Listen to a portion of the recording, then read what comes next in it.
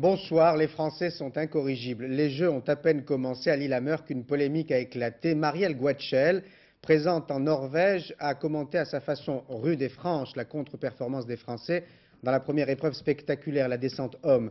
C'est parce que Franck Picard, a-t-elle dit en substance, n'a pas été sélectionné que nous n'avons pas eu de médaille. Réaction immédiate de Michel Vion, le directeur technique du ski alpin. On aimerait, je cite, qu'elle la ferme un jour. Cet échange coloré ne surprendra pas notre invité, qui lui non plus ne pratique pas la langue de bois. Bonsoir Bernard Tapie. Monsieur Lama.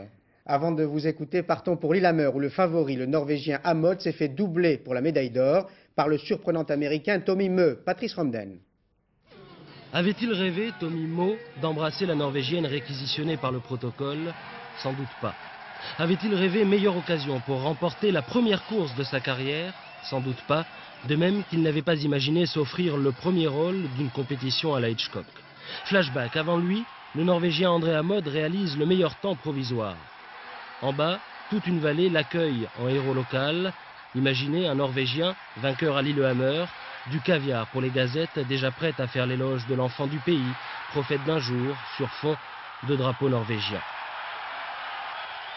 Eh bien non, derrière le dossard numéro 7, le 8, derrière André Amod, s'élance l'Américain Tommy Moe.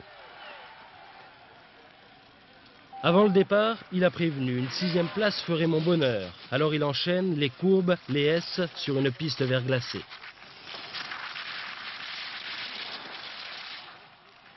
Au premier temps intermédiaire, 2 centièmes de seconde de retard sur Amod.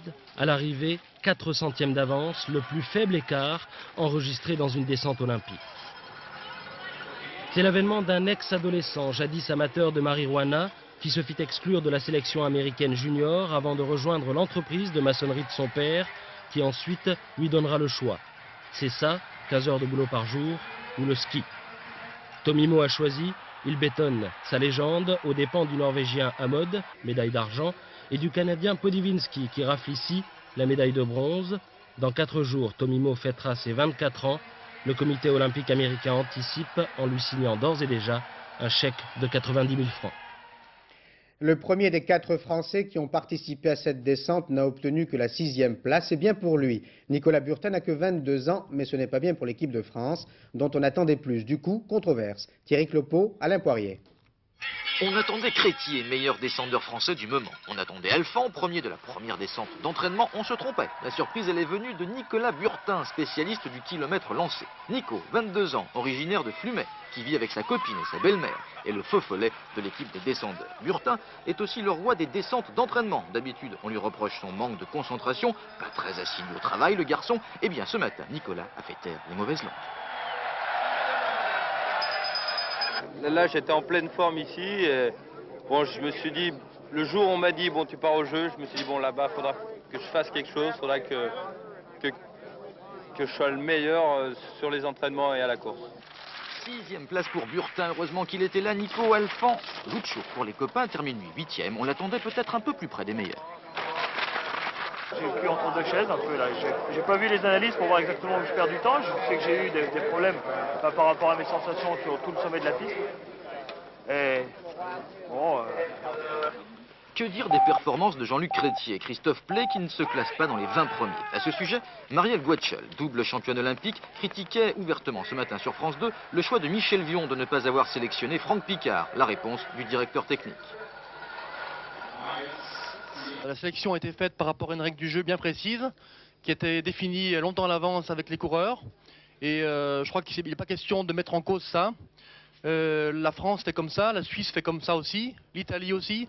Donc c'est la règle du jeu d'amener aux Jeux Olympiques des coureurs en nombre suffisant pour pouvoir prendre les meilleurs sur le moment.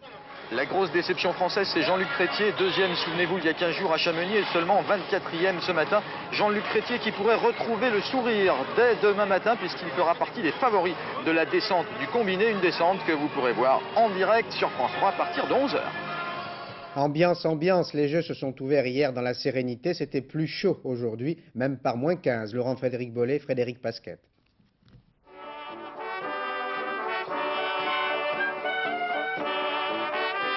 À en juger par les apparences, le Norvégien et la Norvégienne aiment la musique et la danse. Et que ce soit au moment d'une descente olympique ne les gêne pas, bien au contraire. Ce matin à Gijel, ils étaient plus de 40 000. Chaleur des drapeaux par moins 18 degrés. Le froid, ils connaissent. Le sport, ils pratiquent. Bien sûr qu'on est venu, on fait partie du club de gym de notre village. Oui, ces dames ont la santé et elles le prouvent.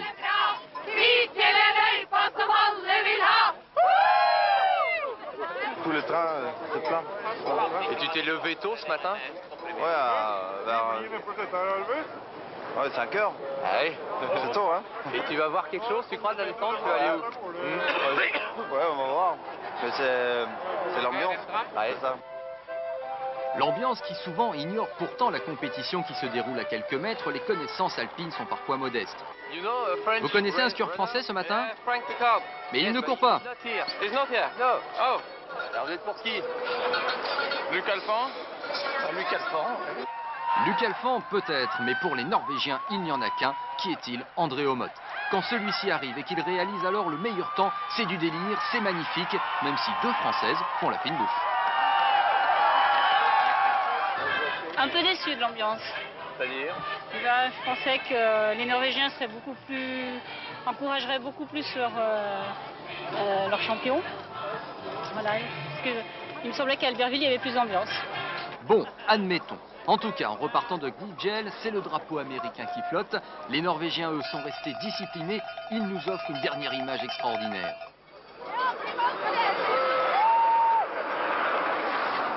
La traversée par milliers d'un lac gelé, un somptueux tableau hivernal.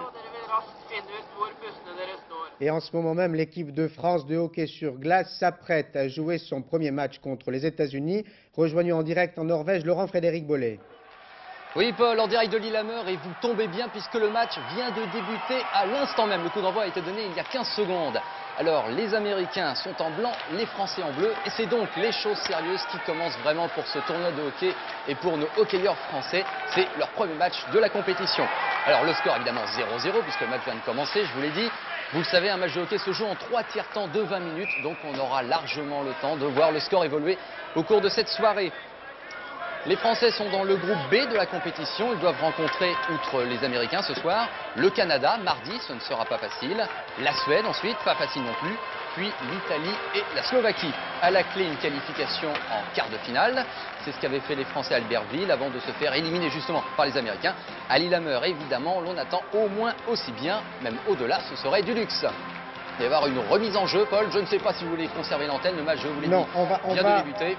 Non, on va vous laisser avoir ce privilège et regarder ce match. On vous retrouve à la fin de ce journal. En France, l'événement sportif du week-end, c'était la Coupe de France de football. Les équipes vedettes du championnat comme Paris et Marseille s'en sont tirées, malgré quelques frayeurs pour Paris. Et Monaco jouait contre Toulouse cet après-midi à Toulouse. Victoire logique des Monégasques 2-0. Louis Carzou. Vu de Toulouse, le terrain était lourd, très lourd même. Monaco qui tente d'imposer 2 internationaux de trop et le championnat qui risque de s'achever sur une relégation en 2e division. Bref, l'éclaircie ne pouvait venir que de la Coupe de France. Alors les Toulousains ont essayé de s'imposer tout au long de la première mi-temps, le cœur rempli d'espoir. Mais même avec l'aide des défenseurs monégasques, les buts semblaient hors de portée. Alors les hommes d'Arsène Wenger se sont réveillés. À la reprise, plus question d'état d'âme sur le thème. L'on est déclaré favori, ça n'est pas facile toute cette pression. Point d'hésitation dans le tir de Thuram qui ouvre la marque. Point d'hésitation non plus dans le superbe coup franc de Klinsmann qui confirme et achève les blancs et violets. 2-0, ce n'est plus un torrent de cailloux mais un sérieux rocher sur lequel est tombé le TFC. Et le public toulousain lui-même semblait bien là d'avaler tous ces cailloux. Alors Bernard Tapie, je l'ai dit à l'instant, Marseille s'est qualifié pour les 8e de finale. Comment réagit-elle, votre équipe, à la tourmente? Elle réagit bien sur le terrain apparemment. Bah oui, en fait on lui demande de bien réagir là. C'est son lieu d'expression et c'est bien qu'elle soit relativement motivée et qu'elle ne soit pas perturbée au-delà de ce que l'on pouvait craindre. En tout cas, elle l'est un peu quand même. Hein. Mais elle réagit bien. Elle a une chance pour le championnat, à 4 points de Paris? C'est difficile parce qu'il reste encore 14 matchs, je crois. Mais bon, 28 points, 4 points. Vous savez, le football, ça va très vite. Hein. On a vu Bordeaux qui était en tête et qui vient de passer 4 matchs sans victoire. Donc tout est possible. On se retrouve tout à l'heure pour parler politique, justice et foot. Écoutez bien, tout à l'heure après le journal et avant le film Laurent Romeshko, il annoncera la neige pour demain dans tout le pays, dans le sud entre 10 et 15 cm au sol, au nord entre 2 et 6 cm, donc prudence. Un conseil que les habitants de l'Est ont dû déjà suivre aujourd'hui. Valérie Gagé. L'horizon de leurs vacances a basculé d'un seul coup. Venue de la région parisienne, cette famille n'a pu franchir les portes de Nancy. Auparavant, leur voiture leur a pour ainsi dire glissé entre les mains. Une voiture a freiné devant nous. On a freiné à notre tour, on a été percuté, on a dérapé, on est parti tout de suite dans le fossé. Freiner, tout comme accélérer, présentait ce matin dans l'Est certains dangers. Pendant plus d'une heure, l'autoroute A31 fut un long cortège d'escargots. Un radar y aurait certainement enregistré des records de lenteur. Grâce au sel déversé par les engins de l'équipement, non moins de 30 tonnes, la circulation a retrouvé un débit normal en début d'après-midi. Seule la zone de Montbéliard est encore en difficulté ce soir, avec 5 cm de neige sur les routes. Demain, d'autres régions seront à leur tour envahies par les flocons. De fortes chutes de neige sont attendues sur les Pyrénées et les versants sud du Massif central. En Bosnie, les Serbes ont à nouveau fait la mauvaise tête ce matin. Ils ont refusé de remettre à l'ONU leurs armes lourdes. Ils se montreraient plus conciliants ce soir et ce changement fréquent d'attitude incite les casques bleus à se montrer encore plus vigilants et à se déployer le plus vite possible sur les points les plus sensibles de Sarajevo. Reportage de Stéphane Magnier, Marcel Martin et Dominique Sanchez. La ville est là, au pied de la colline, proie presque trop facile pour des artilleurs. Mais aujourd'hui, ce sont des casques bleus qui arpentent le sentier de Crète. Il y a quelques semaines ici, c'était la ligne de défense des forces bosniaques. C'est devenu un point d'observation idéal. La nouvelle ligne de front, c'est cette avenue avec un rond-point. À gauche, les Serbes, à droite, les Bosniaques. Vous n'êtes pas en tampon entre les deux combattants à cet endroit-là. Non, ce n'est pas notre mission. Notre mission, c'est d'observer. Il n'y a pas d'interposition effective. Nous sommes là pour observer si le cessez-le-feu est effectivement appliqué sur le terrain. Que des hommes puissent se tenir debout ici sans être immédiatement abattus tient presque du miracle. Mais ce n'est pas une sinécure pour autant. Dans ce petit bunker, ils seront 16 Français à s'entasser pendant 3 jours, par moins 10 la nuit, et des combattants tout autour qui rêvent de régler leur compte. Toute cette peine est-elle suffisante pour décourager les combattants? Et pour l'instant, elle me semble efficace. Depuis 3 jours, il n'y a pas eu de bruit ni de combat ici. D'ici, on voit parfaitement les pièces d'artillerie lorsqu'elles sortent de leur camouflage pour être rendues. Aujourd'hui, les Serbes n'en ont restitué que 5. Une goutte d'eau sur les 250 canons et mortiers qui assiègent la ville. Les Serbes n'ont pas l'air de vouloir céder, mais plutôt de chercher à gagner du temps avec ce calme précaire. Et pour les habitants de Sarajevo, peu importe, c'est toujours ça de gagner. Lorsque les véhicules blindés de l'ONU passent près d'eux en redescendant des collines, les regards sont un peu moins crispés. Si vous voulez aider les enfants de Sarajevo, n'hésitez pas à acheter ce CD, Les violons de l'hiver. Il s'agit d'une musique extraite d'un reportage d'envoyé spécial. Le français Hugues Renner avait réussi à recomposer un orchestre à Sarajevo et à enregistrer là-bas les 3e et 7e symphonies de Beethoven. Au Yémen, certaines tribus font un lien direct entre l'aménagement du territoire et la prise d'otages. Quand elles veulent une route, elles enlèvent des étrangers. 3 Chinois ont ainsi été kidnappés. Quant aux 3 Français libérés samedi dernier, ils sont rentrés aujourd'hui chez eux. Pascal Doucet-Bon et Céline Remlinger ont rencontré Henri et Jeannette Eslot. Il y avait un lit, bon, il dispose des matelas par terre. Le Yémen, il l'avait choisi pour l'intérêt culturel et la beauté du paysage. Aujourd'hui, Henri et Jeannette Eslot sont presque devenus des spécialistes des tribus du Nord. Leur histoire est simple, ils ont été kidnappés avec une autre Française entre Saada et Sanaa le 23 janvier dernier. Les ravisseurs villageois se plaignaient de l'enclavement de leur vallée et réclamaient une route au gouvernement yéménite. Henri et Jeannette ont eu peur, ils n'approuvent pas leurs ravisseurs, mais les comprennent. Et ils ne voulaient pas nous lâcher avant que les travaux de la route commencent. Et puis après, on a eu l'impression qu'il y avait un petit peu de zizanie entre eux. Et je dois dire que les 2 derniers jours, là, j'ai eu peur. Bien sûr, quand on est kidnappé, c'est pas un plaisir divin. Mais tout en nos ravisseurs, si vous voulez, ont fait l'impossible pour... disons que nous soyons traités le mieux possible. Leur acte de détention à notre égard était absolument illégal et contraire aux principes de l'islam. Donc ça, c'est un fait. Mais cela étant, ces gens ont été victimes d'une comment dirais-je, d'une incompréhension de la part de leur gouvernement, mais résultant finalement d'antagonismes tribaux. Vous retournerez au Yémen? Vraisemblablement. À partir du 1er avril prochain, certains étrangers vivant en France devront obtenir un visa de sortie avant de sortir de France. Ils sont originaires de 13 pays considérés comme sensibles, un terme employé par le ministère de l'Intérieur pour mettre en avant les raisons de sécurité. Philippe Boisserie, Patrick Deschmecker. La sécurité du pays. Voilà la justification donnée au ministère de l'Intérieur après la publication hier de l'arrêté signé par Charles Pasqua instaurant un visa de sortie du territoire français pour certains étrangers. Les ressortissants de 13 pays devront donc déclarer leur intention de quitter la France à compter du 1er avril prochain. Des pays réputés soit pour leur instabilité, soit pour leur lien avec le terrorisme, soit pour les deux. Aux côtés de la Corée du Nord, des pays arabes ou islamistes, Soudan, Libye, Yémen, Jordanie, Liban, Syrie, Irak, Iran, Afghanistan et des États issus de l'ex-URSS, Arménie, Azerbaïdjan, Géorgie. Même chose pour les Palestiniens. Une mesure similaire adoptée en 1986 avait été annulée par le Conseil d'État. Elle n'était fondée sur aucun texte et restreignait la liberté fondamentale d'aller et venir, selon les conseillers. Mais aujourd'hui, la loi sur l'immigration d'août 1993 offre un cadre légal. C'est donc sur l'application de cet arrêté que certains expriment des doutes.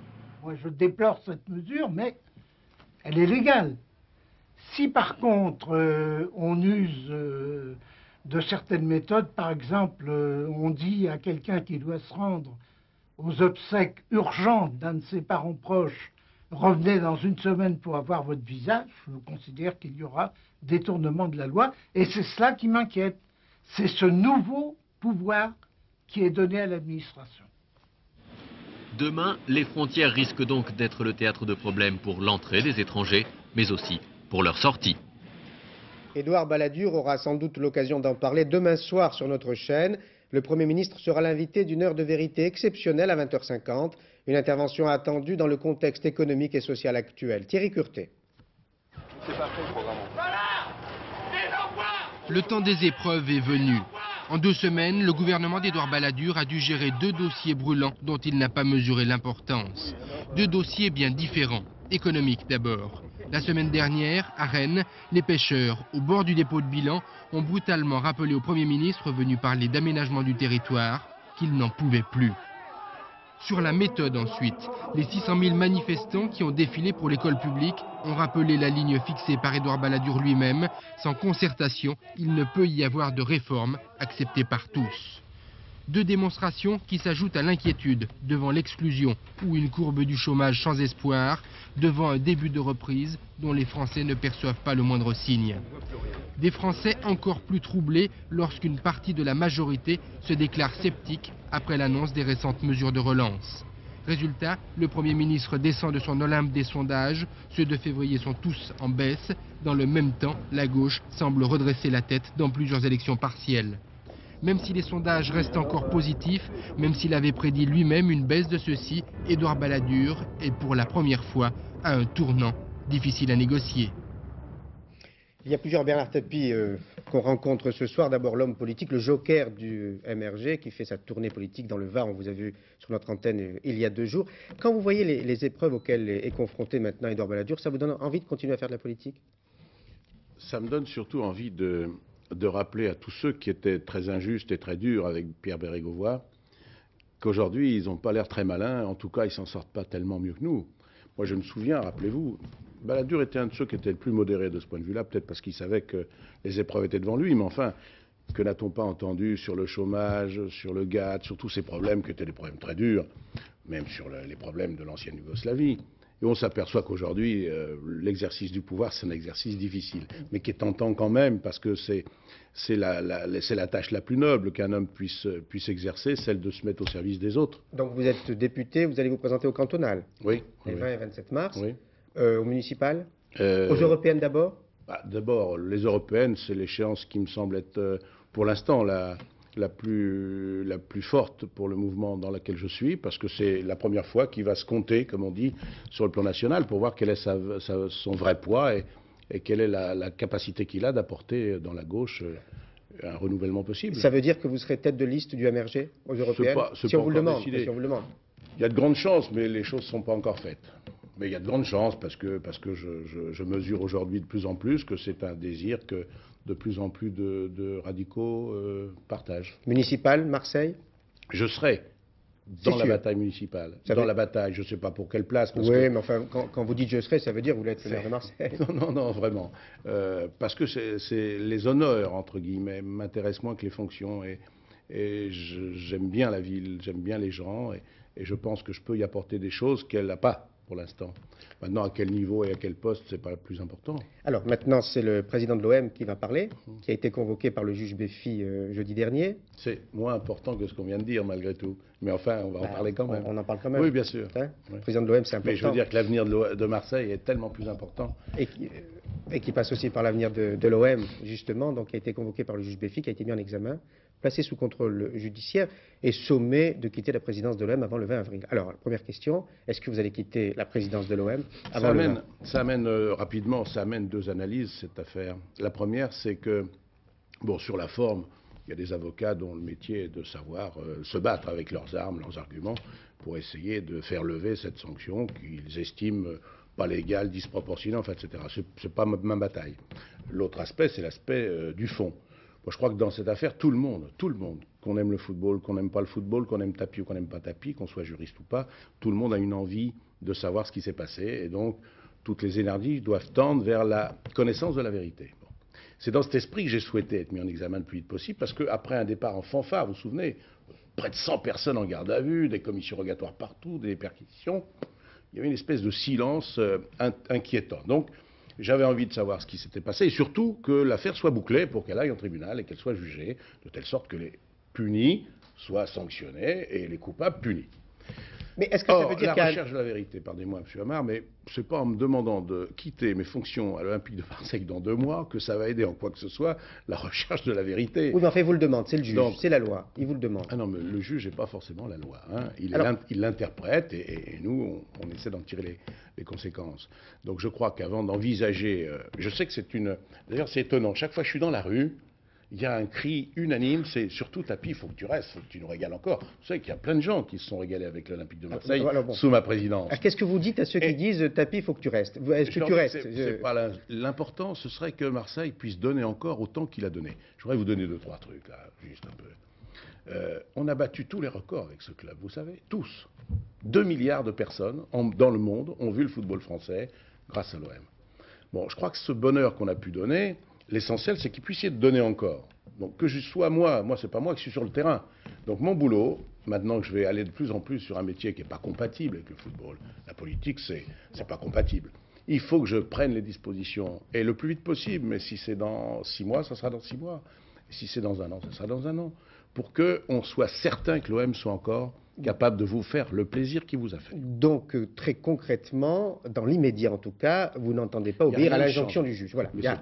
C'est pas obéir. C'est pas obéir. Pour l'instant, il a fait un vœu. Bon, et on va voir sur le plan à la fois juridique et sur le plan technique comment on peut se défendre. Ça s'est passé pendant combien de temps, votre entretien avec le juge Béfi, j'ai dit? Pas long, parce qu'on n'est... Je n'ai pas de rapport... vous savez... On pourrait croire, non, je voudrais vous dire ça, parce qu'on pourrait croire que dans un conflit comme ça qui apparaît désagréable, tous les magistrats professionnels sont mal à l'aise dans un procès qui est sans arrêt dans la presse, etc. On pourrait croire que ça vient de moi, en fait. Je suis actuellement dans une autre affaire, avec d'autres magistrats. À chaque fois qu'ils ont besoin de me voir, ils me voient, il n'y a pas une nuée de 200 journalistes. Je ne lis pas le lendemain dans les journaux tout ce qui s'est dit. Donc je crois qu'on peut faire ce métier de magistrat qui est dur, d'une manière confidentielle, discrète, efficace. Et on peut faire aussi du folklore, de la mousse, des médias, du théâtre, on peut faire. Mais je ne crois pas que la justice y gagne à le faire de cette manière. Alors on peut aussi informer sans faire de la mousse, c'est un peu notre ton à nous. Vous avez dit, je ne quitterai l'OM que si je trouve un bon repreneur pour l'OM, pour l'intérêt de l'OM, et si la justice me condamne. C'est la moindre des choses. Oui. Et au fond... C'est la moindre des choses. Enfin. Voilà. Et c'est la dernière question. Est-ce qu'au fond de vous-même, vous craignez que l'entêtement du juge Béfi et de Montgolfier ne provoque finalement une condamnation de Bernard Tapie dans cette affaire? Non, mais ça, vous l'avez déjà fait, la condamnation. Je veux dire, on est en train de faire un montage de cassettes des différents titres, pas votre chaîne, hein, toutes les chaînes. Oui, les médias. Oui. Il y a longtemps que vous nous avez condamnés. Mais il y a très longtemps qu'on est coupable. Je comprends, moi, que le kidam qui vous regarde, il ait sa certitude. Mais le problème, c'est que ça ne correspond pas à la réalité. Et si ça ne correspond pas à la réalité, ça voudra dire que ça fait une affaire de plus pour laquelle des gens auront été soupçonnés, puis condamnés avant que la justice soit prononcée. Moi, je demande que ça, M. Amar. Le jour où la justice aura décidé qu'il y a des coupables, il faudra les sanctionner, qui que ce soit. Je l'ai dit le premier jour. Lorsque j'ai appris que M. Robert avait fait des aveux d'avoir touché de l'argent, j'ai dit tous ceux qui auront été de près ou de loin mêlés à ça, et que la justice leur a dit, il faudra quitter le sport, parce que c'est incompatible avec ça. Le sport, pour moi, c'est Munich, M. Amar, c'est pas Valenciennes. Merci Bernard Tapie. Si vous voulez devenir justement le maire de Marseille, écoutez bien l'information qui suit, c'est encore affaire de justice. 2 maires d'Ille-et-Vilaine ont été condamnés à des peines de prison avec sursis pour pollution.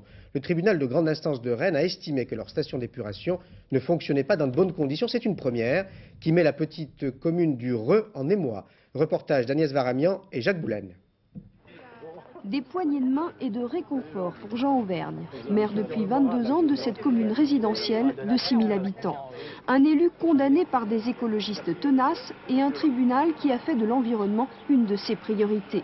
Peine de prison avec sursis, pour le maire, c'est une atteinte à la démocratie locale. On m'a dit de façon tout à fait explicite qu'on m'avait à l'œil, je ne ferais pas la pluie et le beau temps ici, et qu'en tant que de besoin, on me révoquerait.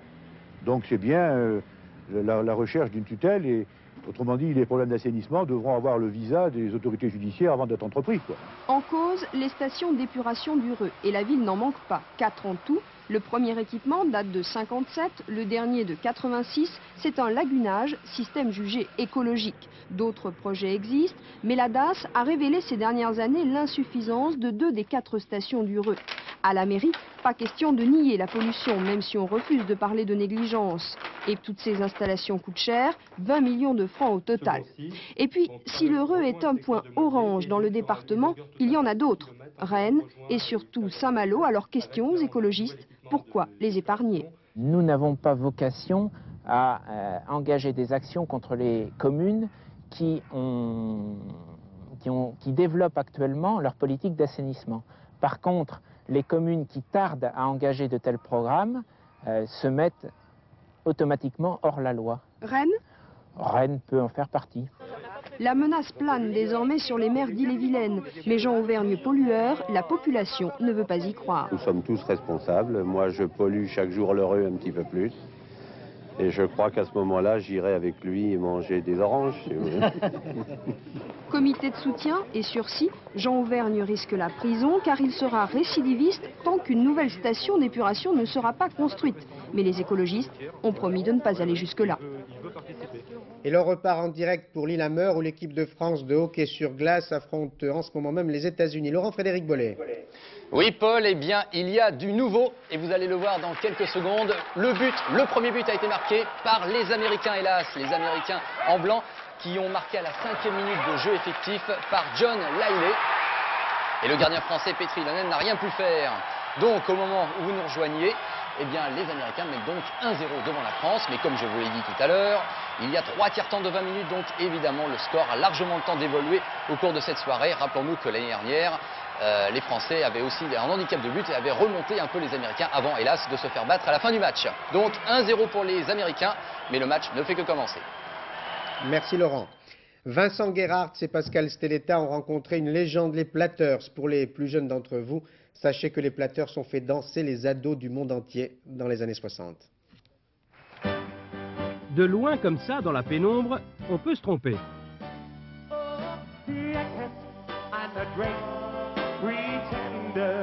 La musique, ça ressemble bien aux Platters de la grande époque, d'avant les années 60, mais ils ne sont plus que 4, et même dans le public, il y a un doute. Je me demande si ce sont tous des originaux. Je pense que la dame a été changée, là. Ça se ressemble, mais le chanteur, pas tout à fait pareil. Et pour cause, les 2 anciens Platters encore en vie sont à la retraite, et pour mettre fin aux Platters pirates, Paul Roby, mort en 89, a obtenu légalement que seule sa fille Francesca et ses 3 compères puissent entonner les tubes estampillés Platters. J'ai voulu prolonger la musique de mon père. Il voulait que je chante depuis des années, mais je n'étais pas prête. Et puis là, j'ai repris le flambeau parce que c'était le moment. D'autant qu'il y a encore beaucoup d'argent à faire. Les fans de l'époque sont légèrement dégarnis, mais ils sont toujours aussi fervents. Les salles sont combles, le public comblé. C'est la musique sur laquelle je dansais lorsque j'avais 15-16 ans. Alors ça me fait vivre des choses absolument merveilleuses. Et puis il y a les disques. 90 millions d'albums du groupe original vendus à ce jour. À chaque passage sur scène des nouveaux, ça flambe. Exemple au Québec. Un mois de tournée, 80 000 disques vendus, autant que dans les 10 années passées. Les nouveaux Platters n'ont donc rien enregistré. Pourquoi se fatiguer? Nous avons tellement de tubes en or. C'est ça que les gens viennent écouter. Pourquoi faire du neuf? On donne aux gens ce qu'ils attendent. Bon, alors petit test comparatif. D'abord, les anciens.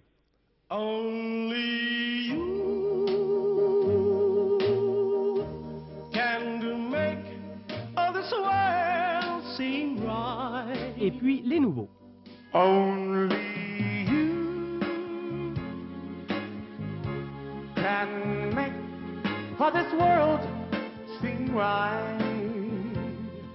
C'est pas tout à fait aussi bien, mais qu'importe. À Montréal comme ailleurs, ça fait chaud au cœur d'entendre les tubes qui vous ont fait vibrer pour la première fois. Francesca, Charles, Richie et Mario tenteront de reconquérir Paris 36 ans après leurs aînés. C'est presque gagné d'avance.